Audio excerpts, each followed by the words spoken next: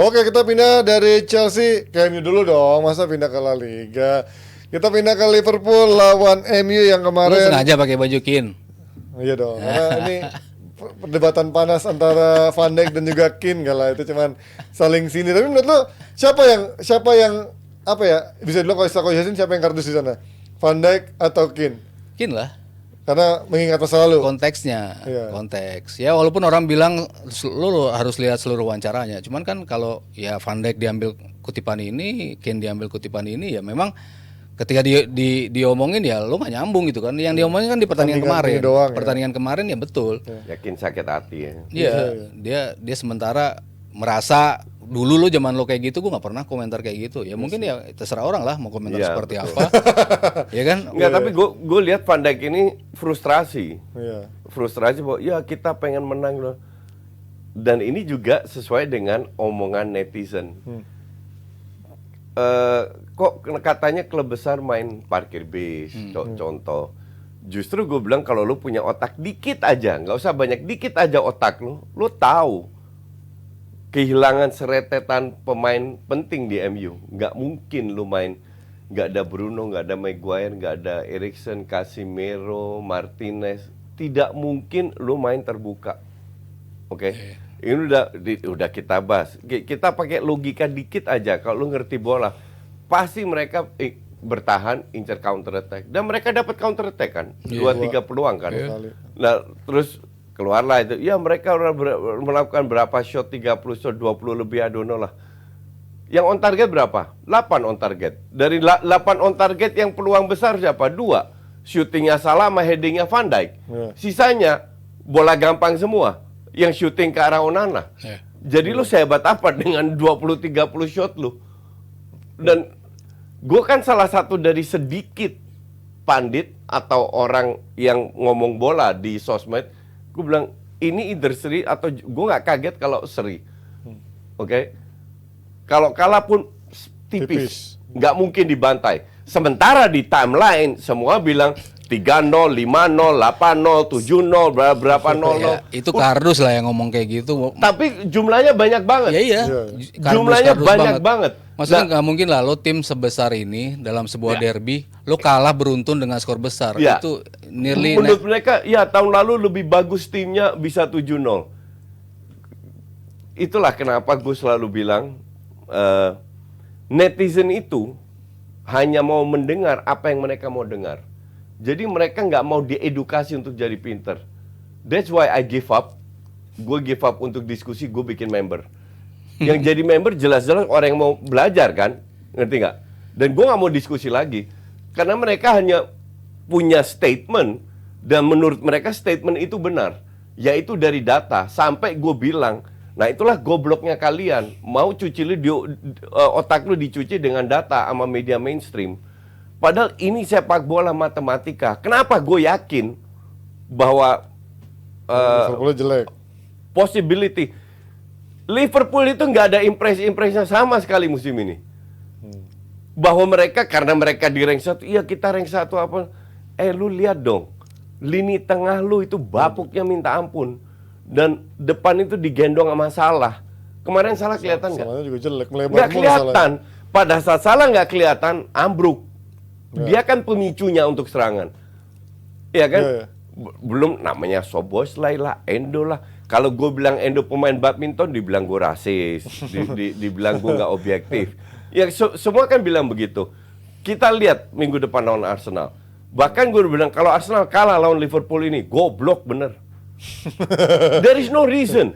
Babak pertama 90% crossing, tengah itu di skip loh. Belakang kiri kanan, belakang kiri kanan, belakang kiri kanan, crossing. Babak kedua setelah 60 menit baru berubah. Baru ada variasi sedikit di tengah. Gak lewat juga. Pasti agak masuk ke tengah. Ya. Memang crossing sebenarnya nggak masalah. Maksudnya kan kesuksesan klub kan pas juara juga crossing. Iya. Robertson sama si Tea. Gak masalah, tapi itu kan lebih gampang kebaca. Iya. Maksud gua ya nggak jelek juga crossing. Cuman kalau kemarin ya murni finishing lo emang bapuk gitu loh. Lebih ke situ, dan gua cungi jempol emang defense-nya. Kenapa finishingnya bapuk? Ya karena defense-nya MU emang bagus banget. Iya, betul. Dia beda banget sama ketika. Kalau lo lihat statistiknya, skor kemarin Nggak, gua nggak percaya statistik. sama skor 7-0 itu jauh banget statistiknya lebih tinggi ini. Dalam artian semua aspek lebih tinggi ini. Cuman ya itunya nggak jadi gol. Masalahnya hanya itu.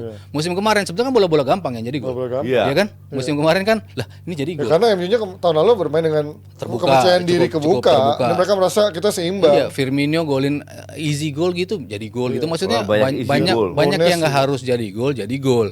Itu kemarin. Sementara kemarin yang musim lalu gitu. Sementara yang kemarin dari persentage segala macam lebih tinggi jauh dibandingkan musim kemarin. Tapi ya hasilnya memang nggak sesuai ekspektasi karena MU-nya tampil defense-nya cukup oke, pressing-nya juga tepat di posisi-posisi di mana lo harus pressing untuk ngeganggu. Pressing di daerah sendiri ya? Nggak full press court Nggak juga, sampai ke tengah. nggak sampai ke tengah, cuma satu orang doang yang dibebasin di depan si Højlund.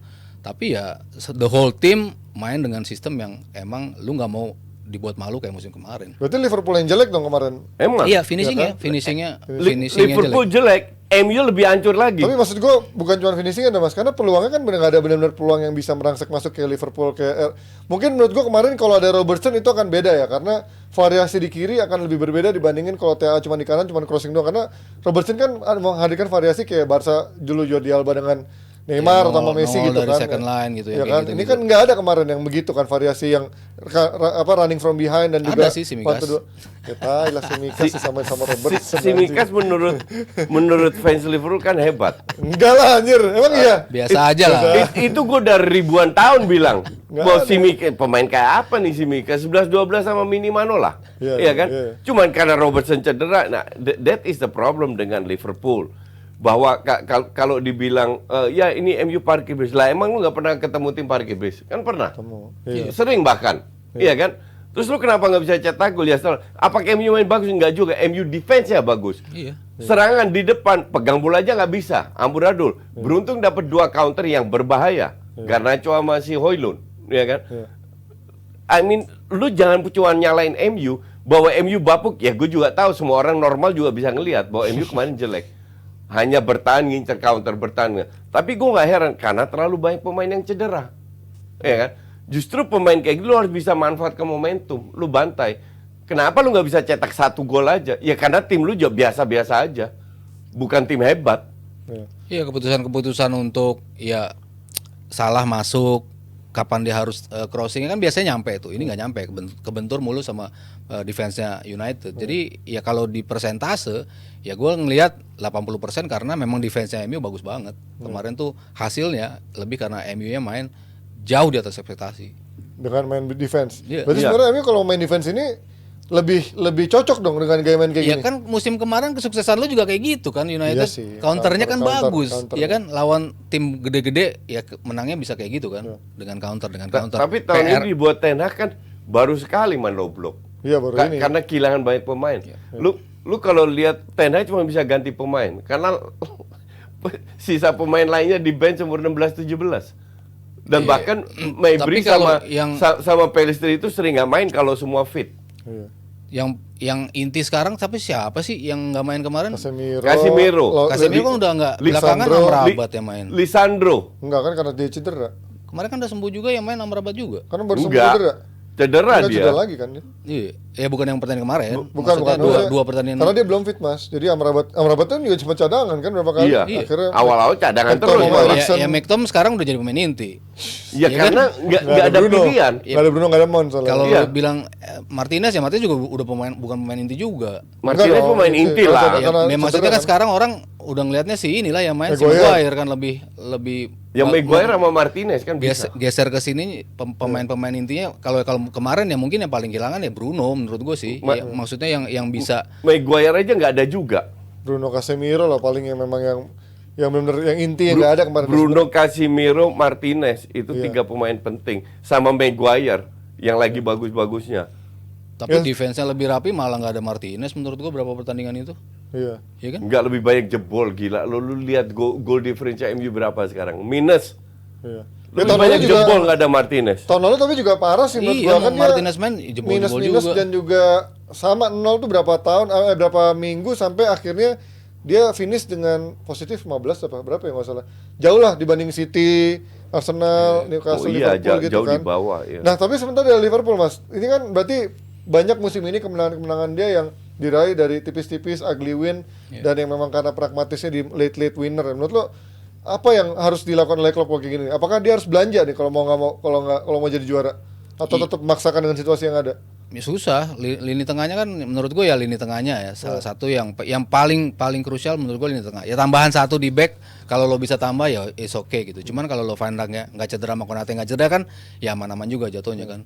Ya nunggu Robertson sembuh mungkin di sisi kiri gitu. Cuman di tengah itu kan mau siapapun balik ya bukan pemain inti lo juga gitu kan. Even Thiago? Enggak juga. Thiago kan berapa kali walaupun kemarin sembuh juga udah nggak dipakai sama klub Males-malesan karena Thiago. terlalu mudah untuk gitu. terlalu mudah untuk di bypass lini tengahnya gitu kalau pas lo mainin Thiago gitu. Makanya waktu sembuh pun di posisi lo unggul untuk ngedelay bola baru dia dimainin gitu yang pemain tipenya kayak gitu. Cuman Endo pun nggak bisa pegang bola. ya makanya tengahnya tuh kan lo belum dapat komposisi idealnya dan ketika pemain ini udah lo coba terus ternyata nggak firm Nggak juga. ada, Naik betul. turun terus. Lah, terus lu mau beli berapa pemain lagi? Iya kalau ada duit. Tahu sendiri Liverpool kayak apa. Pelit FSG. Tapi kalau kemarin gue lihat dari lini depannya pun juga Salah kan ngegendong banget gitu ya. Ketika kemarin sempat bilang juga Luis Diaz sama Nunes ketika di pairing sering banget mereka nggak dapat chemistry dan ini kan akan menjadi masalah kalau mereka tidak menemukan lebih cepat nih chemistry atau solusi kalau emang yang tersedia cuma dua pemain ini kan di luar Salah gitu. Ya mungkin besok kali akan main Gakpo kali di depan mendingan. Tapi Gakpo kan juga bukan killer instinct. Bukan killer, Ya memang betul. memang bukan. Tapi membuka buat Salah. Tetapi chemistry-nya tuh lebih hidup gitu dibandingkan Nunes sama si Diaz. Iya. Gakpo itu lebih pinter positioningnya, timingnya, lebih smart lah daripada Nunes. Kan gue udah bilang Nunes itu flop. Banyak yang nggak percaya juga. Ya udah kita lihat. Karena udah kelihatan lah. Gue ngelihat dari gaya dia ambil keputusan, gaya dia dribbling, gaya dia, ada satu serangan kemarin. Itu benar-benar mati gara-gara Nunes. Dia berhenti mikir. Dia mau ngopi dulu. Tunggu pemain MU balik semua baru dia gerak. Lama dia Dan gue nggak heran, emang itu Nunes, ya kan. Jadi tetap banyak flop, terlalu banyak pemain yang pada saat ini yang levelnya mediocre. Kalau seandainya 3 tahun yang lalu atau 4 tahun yang lalu dengan Wijnaldum, Firmansyah di depan, Wijnaldum, Fabinho, ketemu Arsenal sekarang selesai Arsenal. Iyalah kalau itu selesai Arsenal. Gila sih tim yang itu. Ya. Atau bahkan lawan MU kemarin gue bilang ya 3-4-0 bisa lah untuk Liverpool. Tapi ini kan berubah sekarang. Tahun lalu dengan ada Fabinho, Henderson aja udah turun. Nomor 5 kan. Drop, iya kan? Dan sekarang beli 3, 4, 5 pemain muda butuh waktu kan. Dan itu pun berhasil atau enggak tahu juga. Ya berarti Liverpool musim ini overachieve dong. Atau over expectation dari yang orang mikir dia dengan skuad tengah jelek, depannya juga mungkin habis. Fansnya aja yang merasa bisa juara. Tapi kan somehow dia ada di papan atas gitu. Berarti over expectation juga kayak Arsenal tahun lalu dong berarti ini. Iya, maksudnya kan enggak, gue berpikir mereka akan lebih, ya maksudnya overachieve juga enggak, underachieve juga ya pas lah. Dalam artian gue bilang mereka akan tetap ada di jalur perebutan juara. Tapi di peringkat berapa? Bisa 3, bisa 2, ya 1 tetap City menurut gue ya di awal musim. Liverpool bisa ganggu Arsenal untuk menjadi peringkat keduanya. Itu emang di awal gue melihat seperti itu gitu. Cuman kan sering kesini kok nggak sesuai gaya mainnya. Terus kadang-kadang ternyata bisa juga nih. Bisa peringkat 1. Iya, ternyata bisa peringkat 1. Jadi gue bilang in a way bisa dibilang overachieve, tapi dari gaya main menurut gue underachieve gitu, dari gaya bermainnya ya. Lu gimana coach? Lu lihat dari ini apakah Klopp bisa menemukan solusinya kalau kayak gini? Apakah memang murni karena pemainnya emang udah nggak bisa diapain nih? Liverpool bisa juara kalau City sama Arsenal drop. Bukan karena kehebatan mereka. Walaupun Klopp itu pelatih hebat. Statement nih ya. Walaupun Klopp itu pelatih hebat, tapi dia bukan tukang sulap. Ya sih ya. Dia butuh sumber dayanya. Kualitasnya di tengah itu benar-benar. Gravenberch itu udah setahun nggak main di Munchen. Iya. Dan dia butuh waktu lagi untuk adaptasi. Tapi ini kan bukan pemain yang bisa cepet. Kan butuh waktu lagi. Lu lihat aja Gakpo. Gakpo bekerja keras. Seberapa besar sih kontribusi Gakpo di Liverpool? Nggak besar juga. Nggak ada. Iya, di awal musim oke lah. Ya awal musim oke. Cuman sampai sekarang kan enggak. Jadi lu punya Gravenberch yang harus adaptasi, Gakpo yang lumayan so-so, McAllister juga masih so-so. Jelek McAllister. Endo. Soboslai is a no-no. Terus Endo no-no juga. Ya gimana lu bisa main impresif kayak Liverpool yang kita kenal di bawah Klopp. Kenapa sekarang selama ini menang? Ya, lawan Crystal Palace aja butuh lawan 10 orang baru bisa menang. Lawan Fulham ketinggalan 3 baru bisa comeback. Mereka butuh kehebatan seorang Salah. Pada Salah lu matikan, kolaps ini tim. Di depan ya, di belakang Van Dijk terutama yang karena jaga. yang lain nggak bisa kontribut seperti musim kemarin, terutama Luis Diaz. Itu kelihatan banget turun. Terutama Luis Diaz jelek banget sekarang. Turun banget jauh gitu. Sementara kalau lo Jota kan sebetulnya lumayan stabil ya, cuman ya cedera mulu. Itu kan lo butuh berapa pertandingan untuk balik lagi ya, kayak gitu-gitu. Sementara kalau lo full nih 4-5 pemain ada di depan, ya gue selalu percaya, makanya gue bilang gue nggak masalah dengan di depan karena mereka bisa di-rotate terus-menerus. Kalau mereka nggak kena cedera, nggak fluktuatif dari sisi konsistensi, nah itu yang sekarang yang dihadapi Liverpool tuh itu. Ya itu dari Liverpool dan juga MU, kita lihat apakah Liverpool bisa mempertahankan statusnya sebagai title contender, sementara MU apakah akan terus melanjutkan gaya bermain mediocre di saat lagi darurat, atau justru dia di saat bukan lawan tim besar dia akan mulai bermain dengan normal. Kita pindah sedikit ke La Liga.